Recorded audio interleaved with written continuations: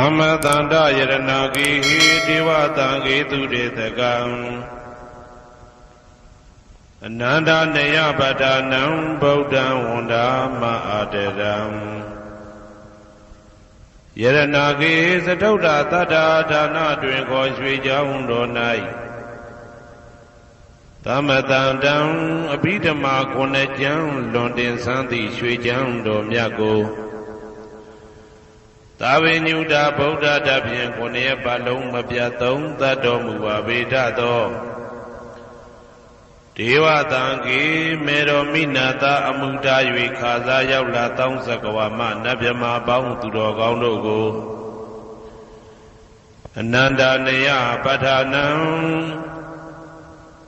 အဘိဓမ္မာခုနှစ်ကျမ်းအဝင်ပါမဟာပကရဏတွင်ခေါ်အနန္တနေယပဋ္ဌာန်းကျမ်းတော်ကြီးကို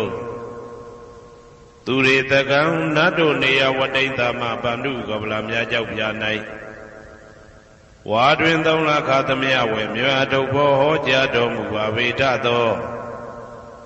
ဗုဒ္ဓံသဗ္ဗညုတကုံကိုလုံးကြုံသည့်လုံးစုံတ attva နတ်မြမာပေါင်းတို့ထက်တူပဲပြိုင်ကင်းတရားမင်းဖြစ်တော်မူသောမြတ်စွာဘုရားကို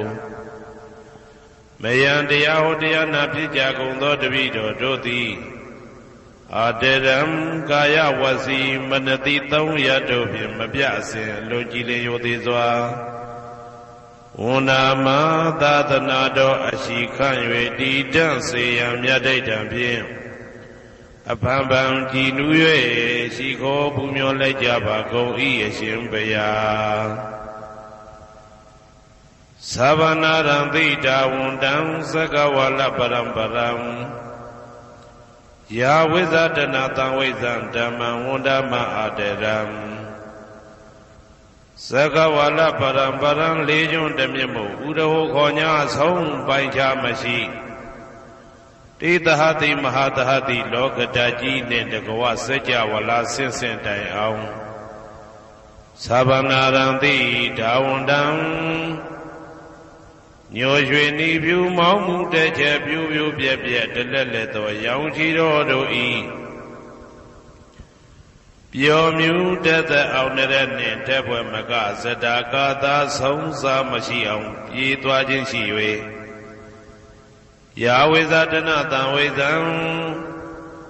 ပဋ္ဌံဒေသနာဟောတိခာမယနေ့ကြအောင်မူလပဂတိထင်ရှားရှိပေထသော